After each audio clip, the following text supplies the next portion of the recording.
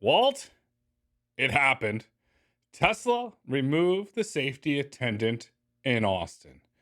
Also at Davos this week, Elon said FSD supervised, it's coming to Europe and China. And an insurance company goes, yep, we'll insure that. Meanwhile, Serve Robotics is going into the hospital industry. Miami, Waymo went and drive her out as the Dolphins search for a new head coach. And the Ford Autonomy desk, no pun intended, keeps on trucking. But let's start with Tesla in Austin. Walt, it happened. I know there's people crying and upset, but they did it. They did it. They're not crying and upset. They're just moving the line once again. But I think maybe, I don't know where the clappy hat is, but first of all, I'm going to clappy hat myself. There it is. I think last week I talked about that we thought we might be getting close because Waymo expanded their area, and that these seem to be clues in these very competitive companies that they start announcing stuff ahead of when their peers are about to announce something. And then you also get your own clappy hat or your own, pat on the back and clap on your back because, in this initial version of Tesla taking out the safety attendant, it appears to be in a limited ODD compared to the broader ODD that is available, for the Robotaxi in Austin. So well done on that. I was definitely very skeptical of that aspect of it, but you nailed that one. The clappy hat moment is brought to you by Hugh from KPMG. Thanks for the clappy hat. It's now part of the show. We did call it, and our listeners and viewers know each and every week on Autonomy Markets, we break things down. Now I got to go to prediction corner for you, Walt, because if you get this right, you get your own clappy hat. When do you see Noah safety attendant? When do you see that ODD expanding, and how wide do you see it getting over the next, say, 30 to 60 days? I don't, good question. I haven't really thought about those individual details. I think the bigger one is when do they get to a couple hundred cars, and I think that my view on that hasn't really changed. Yes, they were delayed in getting to this point.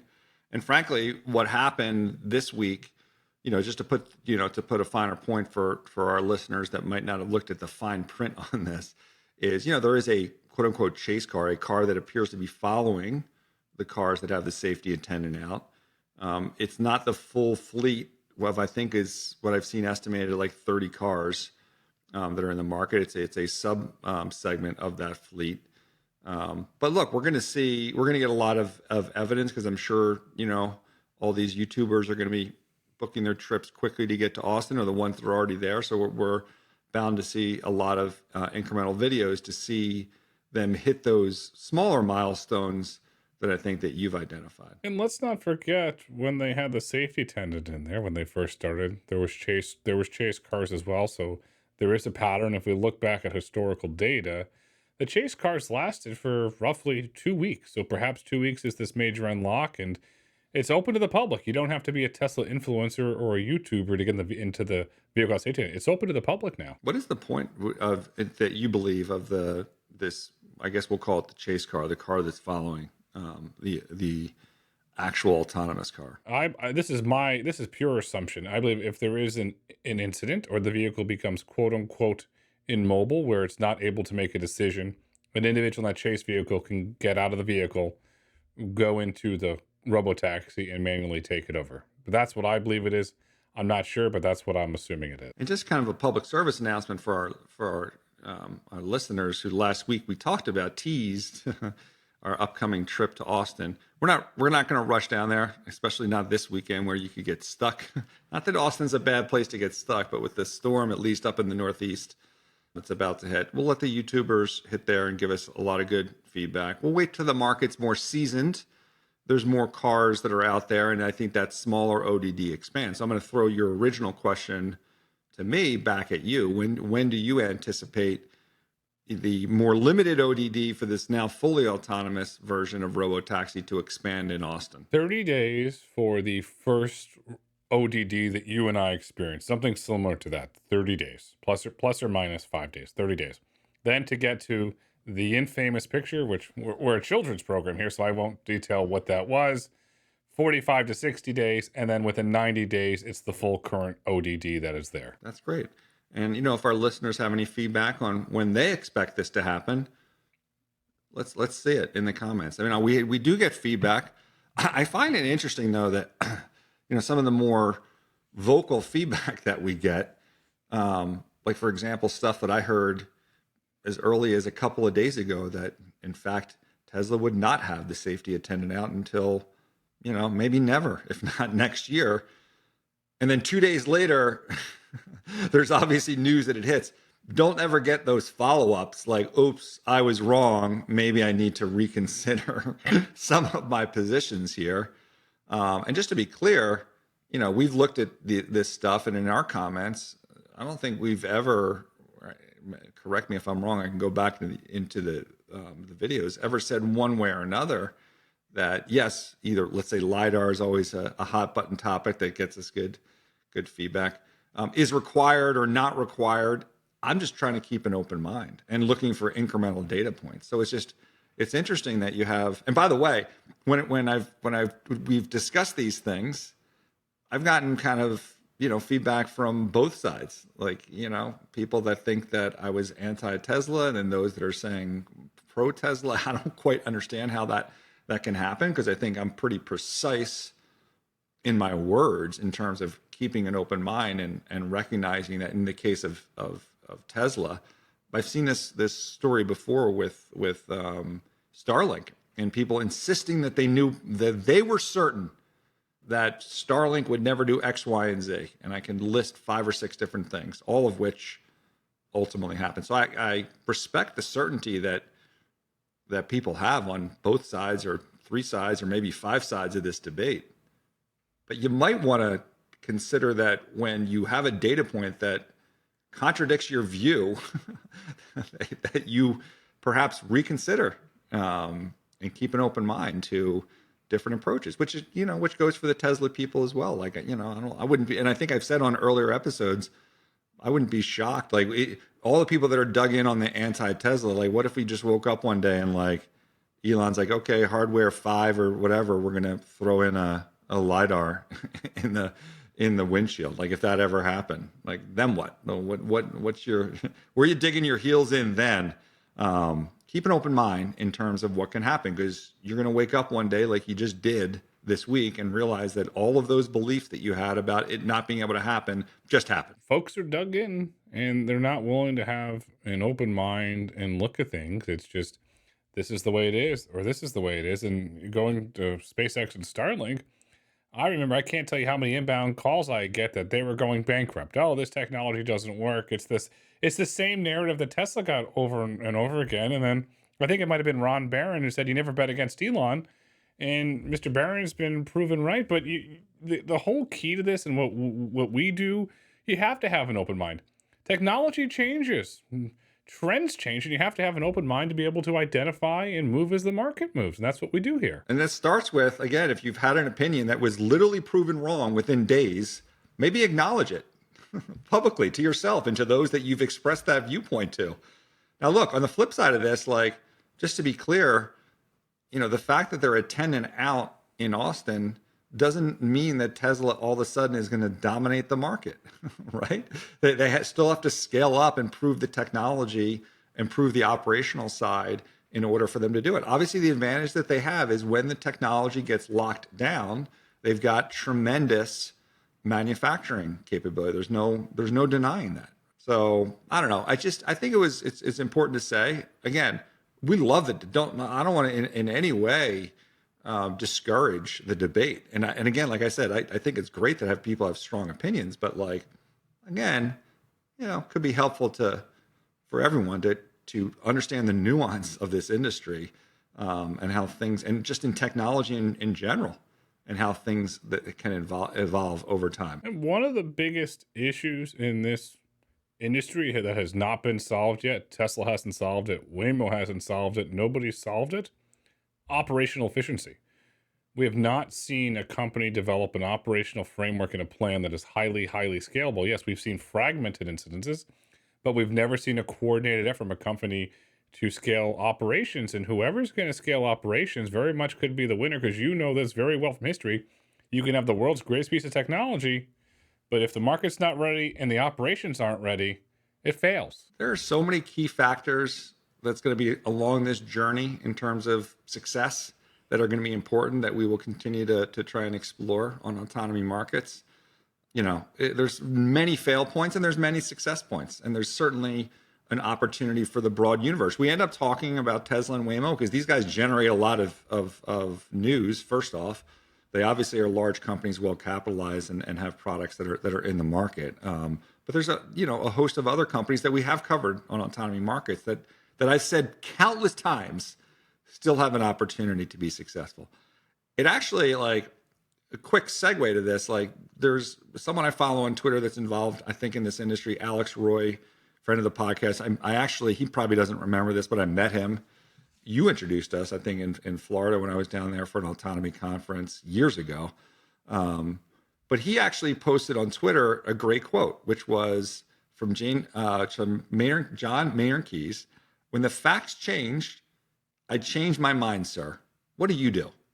That's a great quote. And I think he's representative of that, of someone that, keeps an open mind in terms of the different paths that can exist in autonomy. And I think that's important for us all to consider.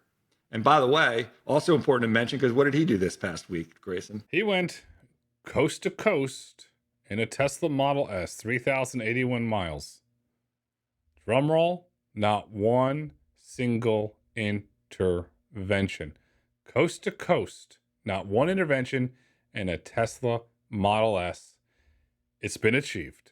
You can go coast to coast without touching the wheel. I think he replicated, he was the first, I think. Well, not the first, but he does these cannonball runs, which I guess you drive your car coast to coast. But again, it's just another validation point from someone that I think has, some fair amount of credibility. I think I was reading some of his tweets about cleaning the sensors, and I think I personally had another round trip from New York to Philly. The weather here has been bad. I had crusted sensors. Like, I was using up a lot of the windshield fluid. There was one time when I was on the highway, I had to basically turn off turn off FSD in order to activate the jet that's now on hardware 4, like to clean that front sensor in order to get it going again, because it effectively stops. So I think there's issues like that, as they face different weather conditions that, and I think in Alex's case, he talked about cleaning the sensors every day. There's going to be situations, I think, where those cameras are going to get crusted over with salt from the Northeast roads that will require perhaps some extra cleaning mechanism within these cars to make them to be able to operational at all times. But the underlying theme here, you hit the nail on the head. What Alex did was he lived with the technology. He didn't pontificate behind a keyboard. He lived with the technology and experienced it. You and I experience technology every day. And to the individuals, it's not a public service announcement, but it is a public service announcement. If you're going to criticize the technology, experience it. Rent a Tesla for a weekend. I was never owned a Tesla for years, and I was like, oh, this is not going to work. It's not going to work. And then I saw the B2G podcast, and I said, okay, I went out and bought one and experienced it and lived the technology. And my mind changed because I experienced it. And that's what Alex did with that cannonball run. He experienced it, and he has the experience of working at Argo and various companies in AV. So give Alex a lot of credit. And the things that he uncovered, Tesla uncovers, and this big snowstorm that's going to happen in the Northeast, they're going to learn a lot because they're going to get that data, and the product will get better and better over time. And for the Tesla bulls, I'm very sorry, another public service announcement. It's not going to be a hit a switch and you turn on it overnight and there's Robotaxis in all 50 states. It's not going to happen. Again, maybe this should be our title for our video this week. When the facts change, I changed my mind, sir. What did you do? Again, love that quote. Thank you, Alex Roy. Because there were other additional facts as well this week. In that, Lemonade, an insurance company, cut their per mile rate by 50% for Tesla when FSD is engaged. Now, granted, it's engaged, it's not engaged, but and they cited in this release that it's 2 times safer than than a human driver. But more importantly, they're willing to put their dollars behind it. So again, getting back to those that pontificate saying, oh, there's no evidence that it's safer because you haven't, as Grayson was just saying, actually used it to understand the impact that it has on your driving. or referencing accidents or issues that occurred from FSD whatever number ago, not 14.2.2. Whatever we're on right now. They're putting their money where their mouth is in terms of offering lower rates and talking about these claims. I'm sure people are going to still take pot shots. I need to specifically see the data like you, but you have a company, a separate company doing this. This is an incremental fact that, again, if you want to ignore that, that's fine. Like, you can feel free to ignore whatever data you want, but this is a data point that you should consider when you're considering in terms of what FSD, let alone full autonomy, will provide in terms of safety and the tens of thousands of people that die on our roads every year. Do you know what I love more than anything about this as a Tesla owner? What Lemonade did is the complete opposite of your traditional auto insurance market. Traditional auto insurance, having gone from a non-Tesla to a Tesla, my insurance skyrocketed. Meanwhile, and I'll give you a fact. So when I went from my Range Rover to my Porsche, that was a huge uptick because of the Porsche. From this other vehicle I had to the Tesla, it went up even more than when I had the Porsche. And so it's good. It's level setting for the market, because I believe one of the big deterrents to buying a Tesla is the price of insurance. And that's why we're seeing Tesla roll out Tesla insurance, and they're in 12, 13, maybe 14 states now. And Lemonade's doing this. It's going to drive adoption, and you're right. They're putting their money where their mouth is, because if something happens, they're financially on the hook to pay that bill. Again, to reemphasize that, anyone can say anything, but here's a company that's running a business that's really willing to put dollars at risk because of their belief that it's safer based on data that they have, that you don't have. You mean the listener. You don't have that data. They do. I'm sure you can make whatever assumption you think exists in that data, but here's a company acting on that. And in addition to that, and I always love when I can reference Road to Autonomy Library, there's a new piece of content in the Road to Autonomy Library this week. When you interviewed Sergey from Coop, an insurance provider, and you asked him, by the way, thanks for giving me a shout out during that podcast, but you asked him, will you not insure a company, or excuse me, will you not insure a non-LiDAR car? And what was his answer? His answer was no. Meaning, sorry, did I do a double negative there? He will insure a car. It is not required to have a LiDAR when you're thinking about insurance. And by the way, there was other great discussion in terms of like, okay, you insure it when it's in the ODD, not outside the ODD. So I encourage our listeners to go to that piece of content that's in again, the deepest library for autonomy content, bar none, that's out there. But obviously, insurance is going to play a critical role, but we have people in the industry already telling us that certain things aren't required, which I think is great news. It's positive news, and furthermore, Sergey and the team at Coop, they're putting their money where their mouth is. They're doing a great job, and they're going even further, saying if you want to buy a fleet of Robotaxis or Cybercabs, they'll insure them for you. So they're putting their money where their mouth is, and Sergey's right, and to use the Gretzky term, to skate to where the puck is going, because at Davos this week, Elon said FSD is about to be approved in Europe. In China, FSD is going global. It's scaling, Walt. Yeah, I mean, we'll see if he actually does get the approval. I think Davos kind of told us how things can still be divisive, across the continent or the pond or whatever you want to say. We'll see how it impacts deals in terms of our relationship with some of these European countries. So we'll see how that goes.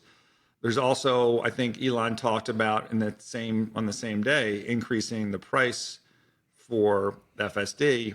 Now, I don't know if Elon's listening to our podcast, but for our longtime listeners, last week I literally talked about how it's kind of, the monthly pricing is certainly very attractively priced. I don't know why you'd pay for the full thing. You'd really have to hold on to your car for a long time, relative to the monthly pricing. But look, as that functionality increases, $100 a month or whatever it is, there's certainly room for that to go up.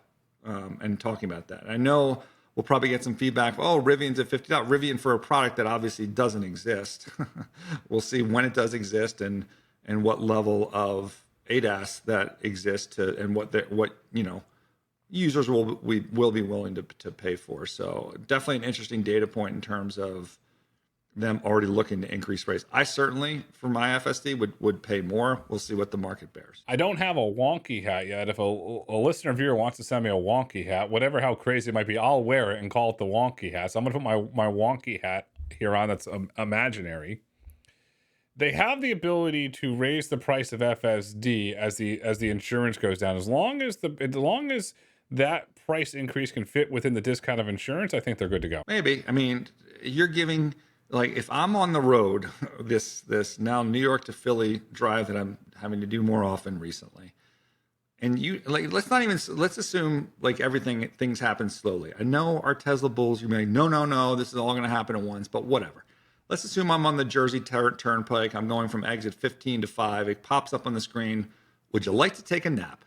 Right? In this geofenced area, like, and by the way, maybe it's not even the highway because you don't want to deal with 70 miles an hour. Maybe it's the ride from my house to the Jersey Turnpike. And they say, would you like to take a nap for this next hour? Like, am I paying more for that when I can sleep or do other stuff and not have to pay attention to what's on the road, let alone when we get to full autonomy where I'm literally just going and not having to look at the road from my house to fill. Of course, you're going to pay more. And then on the insurance front, interesting point, you can embed that incremental insurance cost into that monthly fee.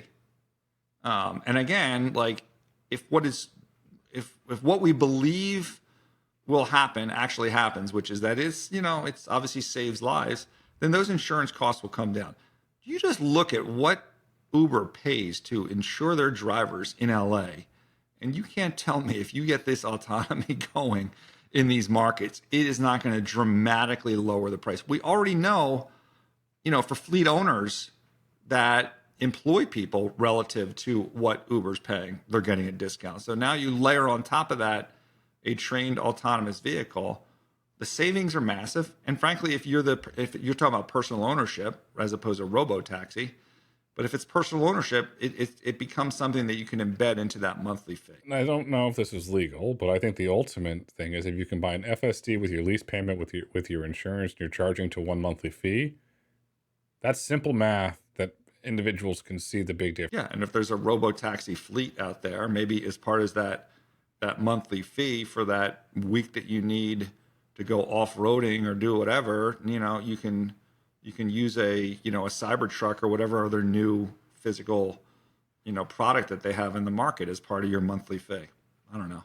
And maybe that monthly fee gets reduced if you contribute it into the Robotaxi market that's out there, right? There's obviously 100 different business models that could exist. And then to use the great Walt Disney line, you plus it, you have this subscription, and then if you're in a market with Robotaxi, you get unlimited Robotaxi rides for additional monthly fee. It's game over. Game over. Anyway, there's no doubt that this was a milestone week for Tesla. They report next week, and we'll see what more Elon has to say about what to expect next in terms of the scaling. I mean, I think he's already said, like he said last year, by the end of the year, we'll be in a ton of markets. But, obviously, in my case, interested more in some of the near-term expectations in terms of when Austin scales. And I guess, Grayson, when do you think we start a new market with 20 cars? And what market might that be? That market will be the Phoenix metro region. What part of the Phoenix metro region? I'm unsure, but I'll say Phoenix metro region. January 23rd. Since Elon loves numbers, I'll say by Valentine's Day, February 14th, you'll have vehicles testing, not necessarily taking paying passengers, but you might have some sort of in between, like we got invited type thing by Valentine's Day in the Phoenix metropolitan region. No, I'm definitely taking the over on that. It's January 23rd. We're talking 3 weeks. That's 3 weeks or so from now. I'm taking the over. But the cars are already there and they've already been ground truth tested. Okay, I hear you, but I'm still taking the over. I'm going to say March 31st, which is still pretty aggressive, I think, in general. I don't think the markets are going to expect that. Shall we move off of Tesla to your home state, the great state of Florida? Not as great as other states, not my top state, but a great state nonetheless. And on the southernmost tip of Florida, a very fun place to visit, Miami. What's going on in Miami? Before that, no clap for you for that insult. No clap for you. Like, no soup for you, no clap for you. What? Waymo has launched limited. I have to stress limited because you cannot get off the bright line and get into a Waymo. You have to go through this early rider program, limited commercial service in a 60-mile ODD. And I'm sorry to inform you, Walt, you can't go to South Beach in the Waymo yet. It's only on the mainland, not on the islands yet. But they've launched commercial service, no driver, in a 60 square mile ODD. Do we have any more information? Like, do we know who the fleet management partner is in Miami? The fleet management partner is Move, through the Move AV division, which they run out of the Palo Alto office. And this is the company that is based out of Africa, has the legal office in London. And so that's Move, and they're operating it. We do not know the fleet size yet. We do know, according to Waymo release, that there's 10,000 Miamians on an early waiting list to go for a ride, but limited there. We don't know where the depot is yet. We don't know how many vehicles. However, we do know it is the Jaguar I-Pace, and I will make you a bet here that the Chinese-made Ojai, aka the Zeekr, will never end up on the roads of Florida. I think that's probably a safe bet. Now, I get confused because there's like multiple moves, two moves. One, I think, renamed themselves to a Waymo. I thought both had some investment from Uber. So just to be clear, Waymo is using Move as the fleet management partner, but it's going to be a Waymo One market and not available in the Uber app. You are correct. It's I'll say, complicated relationship. If you look from a cap table perspective, Uber is on Move, and this company, I think the legal name is Move.io. So Uber is on the cap table, and yes, it is a Waymo One market. So how do we look at this? Is this like positive because Uber has kind of I don't want to say a foot in the door, maybe a pinky toe in the door because of Move? Or is it a negative in that, they have investments in these fleet management partners? I think we both believe that fleet management is an important element of having success. And yet somehow that didn't enable Uber to get pulled in as a partner in Miami? Is this positive or negative? Is it an opening, or is this like, why is it not happening now? From the Uber perspective, to me, it's another sign of a deteriorating relationship that I've been extremely vocal about. It's another clear indicator of that. Yes, you have. It's another Waymo market that's operational. No Uber. There are 6 operational markets today, 4 Waymo One markets, 2 are Uber markets, and we have not had a new Uber market since Atlanta, so I continue to believe that it is a deteriorating relationship. Furthermore, spending a lot of time studying the ins and outs of fleet management, the energy, the logistics, the charging, how do you run a fleet management company, I'm beginning to think, this is just me looking at this, that at some point down the line, Waymo is going to have to integrate fleet operations as a wholly owned subsidiary into Waymo at some point if they're going to continue to scale the Waymo One markets. We'll see. I mean, I think that could be a market that consolidates. It's just there's nothing out there really to consolidate yet. But that is an area of focus for us that we'll see how that plays out over time. An area of focus that you and I, unfortunately, spot too often, vandalizing Waymos. You came across one where the guy must have been playing the Clash, I Fought the Law, and then changed the lyrics, the Waymo One. What was up with that? It did look like the cover of London Calling, where he was on top of the Waymo. It looked like he was where the guy's coming with the guitar coming down. I mean, we've seen a bunch of these things. The thing that struck me about this is I looked on the local newspapers of San Francisco to the extent that I could online, and there was really no report of it. And I mean, have we gotten to the point where just like people just are fine with the destruction of property? Like I'm almost like, I'm definitely checking back in a week or two, like any sign of arrest. Like these Waymos have cameras. None of these kids were wearing masks, young adults, whatever you want to call them. Like why shouldn't there be some, repercussions there, or some people care about it? I mean, if you don't care about this stuff, and because you think, hey, Waymo, big corporation, whatever, doesn't affect you. They're ultimately are going. It is ultimately going to affect you and your own, I think, personal property. It's astounding to me, other than the video that we saw, that there's no follow. Look, for all I know, maybe all of these perpetrators have been incarcerated in San Francisco.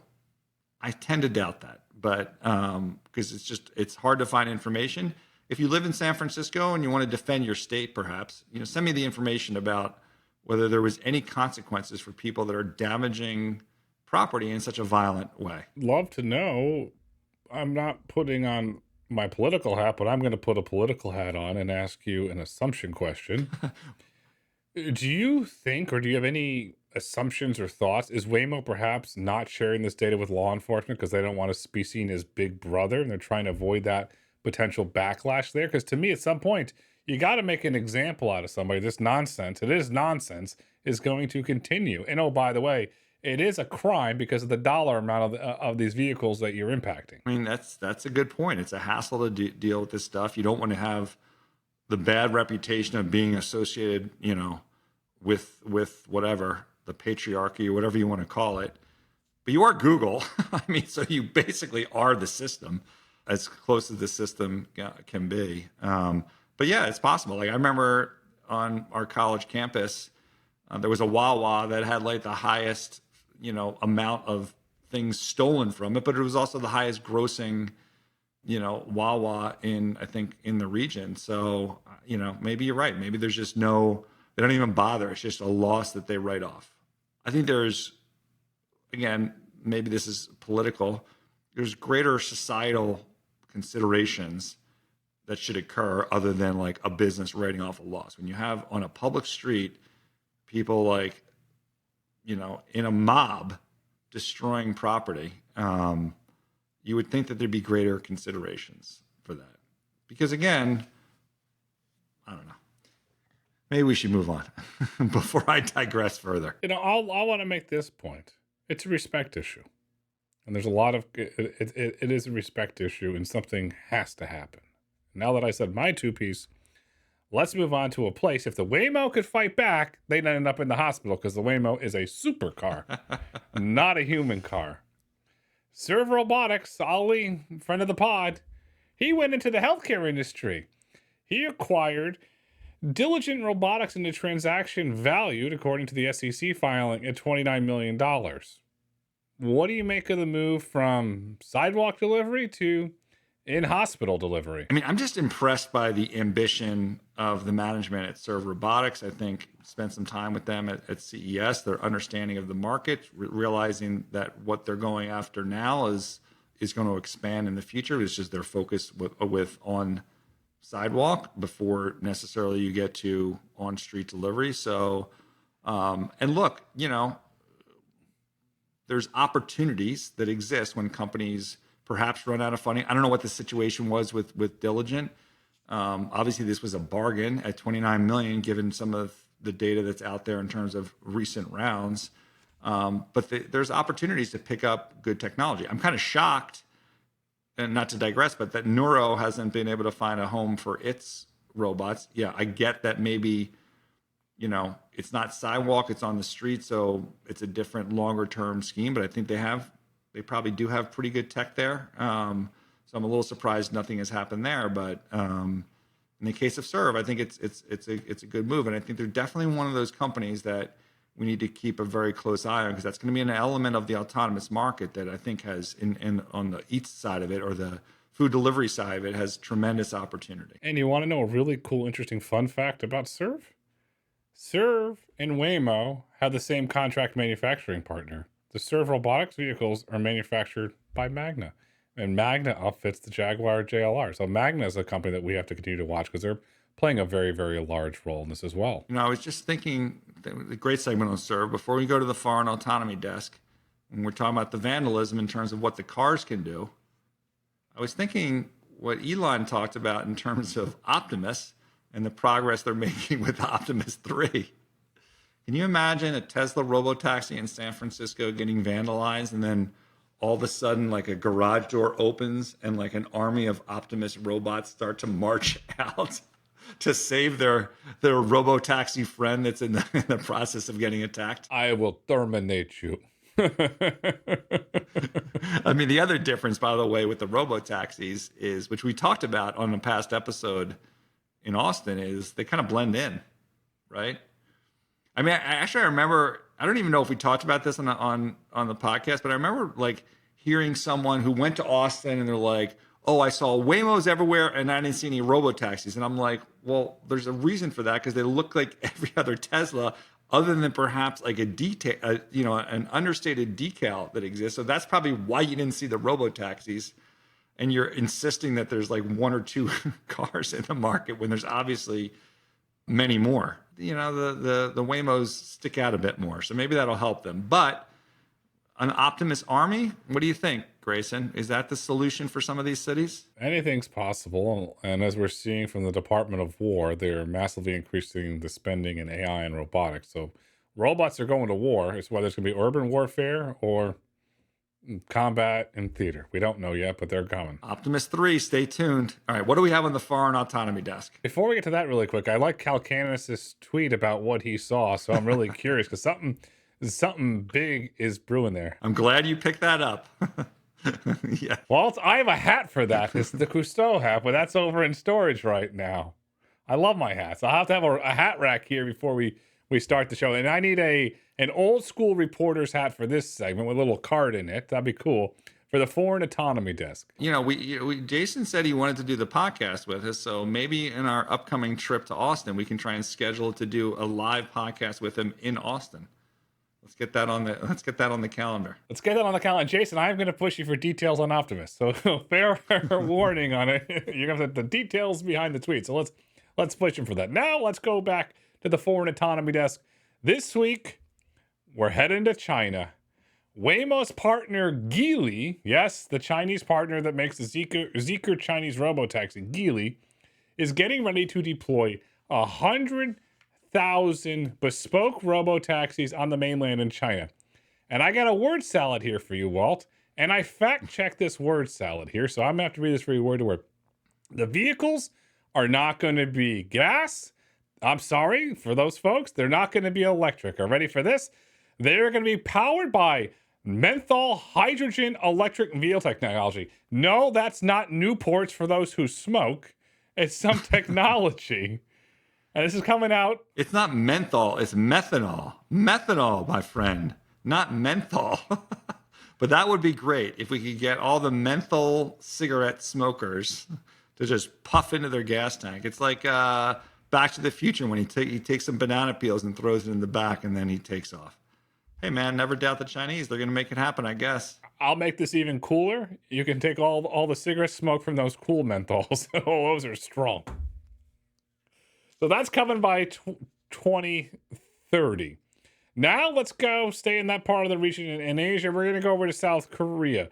This week, the government selected, I'm going to butcher this, I'm sorry, the Gunma metropolitan city to be the country's first area. That looks like Guangzhou.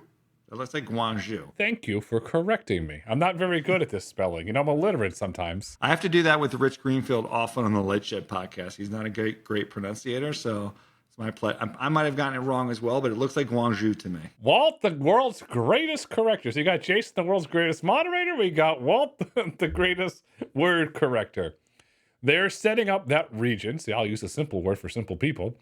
To test autonomous vehicle technology. However, for the audience, it will not be commercial technology. In an interview in the Korean Herald, they said that we are in elementary school while the United States with Waymo is in college. What do you make of this first entrance to school? I've got really no strong viewpoint on that one way or another, to be honest with you. Do you have a view? It seems a little too little too late because there's no path to commercialization. But that's what happens. So now that we've got the foreign autonomy desk, we got a new nickname for you. It's my favorite part of the show. Next week, you already mentioned Tesla earnings. What else do we need to look for next week? I mean, I personally have a slew of earnings. A lot of companies that are reporting. Plus AI is having their analyst day, so that we're it's going to be great to spend some more time with them there. Maybe I should bring like a camera and some microphones and do some recording and submit that to the road to Autonomy to add to your library. But and of course Tesla and Apple both have earnings. Probably Apple's probably not going to have anything to say on Autonomy. That ship is long past. But the Tesla earnings call Wednesday night, so we'll always an opportunity to get new information in terms of near-term milestones for the Robotaxi fleet in Austin and elsewhere. You forgot one. Friend of the show, Sterling Anderson, GM reports next week too. So we're going to have to watch that to see if we get any news on Autonomy. And on Tuesday, special edition of the Road to Autonomy, David, the CEO of Plus, will be on the show. Comes out Tuesday. The future is bright. The future is autonomous. The future is FSD unsupervised, where Walt can take a nap going down the Jersey Turnpike. Walt, sir, until next week.